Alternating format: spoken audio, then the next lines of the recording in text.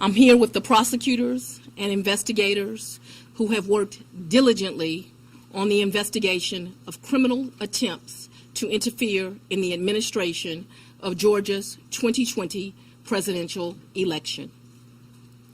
Today, based on information developed by that investigation, a Fulton County grand jury returned a true bill of indictment, charging 19 individuals with violations of Georgia law arising from a criminal conspiracy to overturn the results of the 2020 presidential election in this state.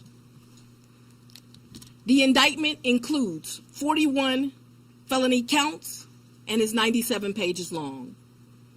Please remember that everyone charged in this bill of indictment is presumed innocent.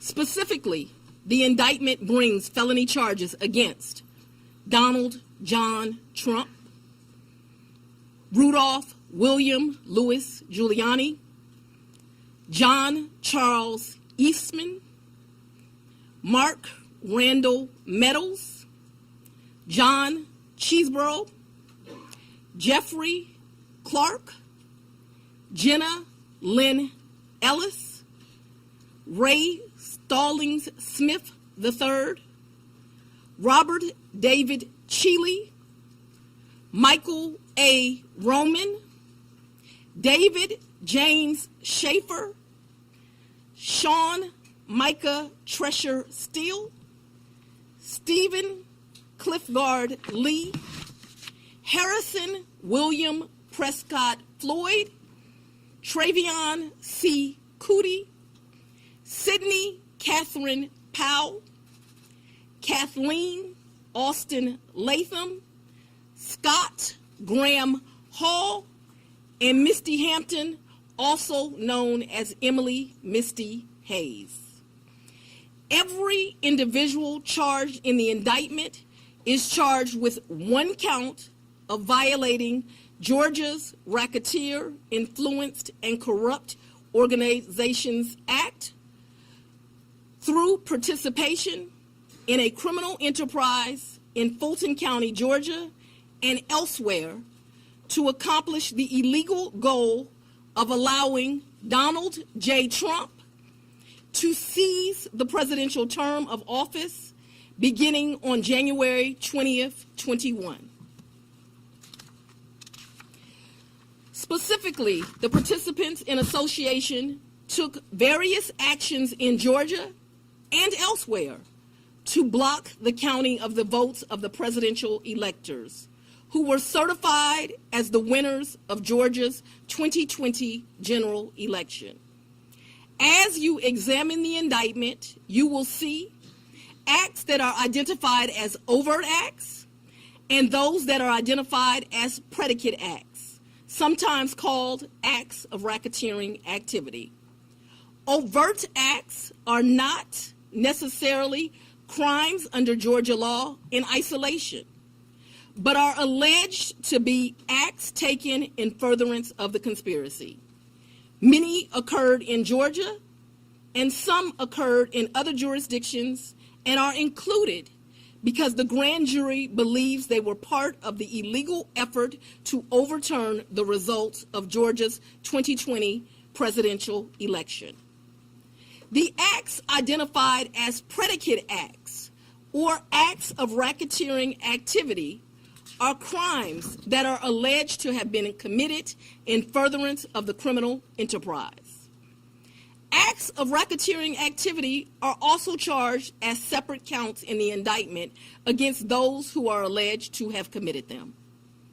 All elections in our nation are administered by these states, which are given the responsibility of ensuring a fair process and an accurate counting of the votes.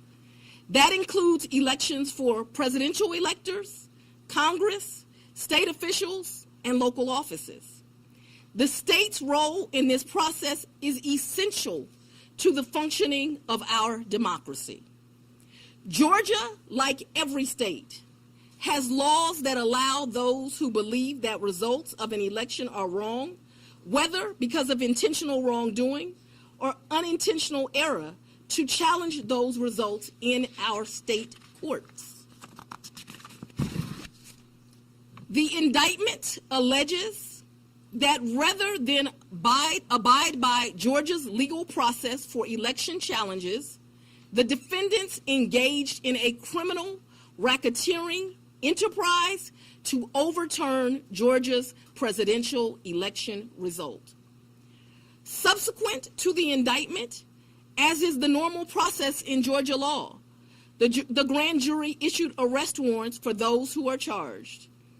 I am giving the defendants the opportunity to voluntarily surrender no later than noon on Friday, the 25th day of August, 2023.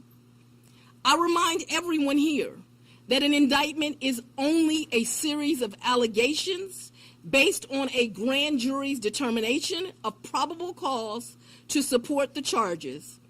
It is now the duty of my office to prove these charges in the indictment beyond a reasonable doubt at trial. I would like to take a moment to thank the Superior Court Clerk, Shay Alexander, and her staff for staying late and making sure that this indictment was processed. I would also like to thank the men and women of Sheriff Labatt's office for keeping the courthouse open, but most importantly for keeping us safe over the weeks and months that have led up to this indictment, and for what I know they will continue to do to keep us safe. We also want to thank the Atlanta Police Department and other law enforcement partners who have worked with the sheriff to keep us safe. I will now take a very limited number of questions prior to going to sleep. I'll go first. District Attorney. If you don't mind, Surveil 11 to 11 alive. Quick question: can you clarify in Georgia the mandatory minimum when it comes to RICO charges, whether it's servable by probation or how that might play out? The RICO charges has time that you have to serve, so it is not a probated sentence. Madam District Attorney, what's the timetable for the trial? What is the timetable for the trial? Yes. As you know, in this jurisdiction, trials are set by the judges, and so it will be the judge that sets the date of the trial.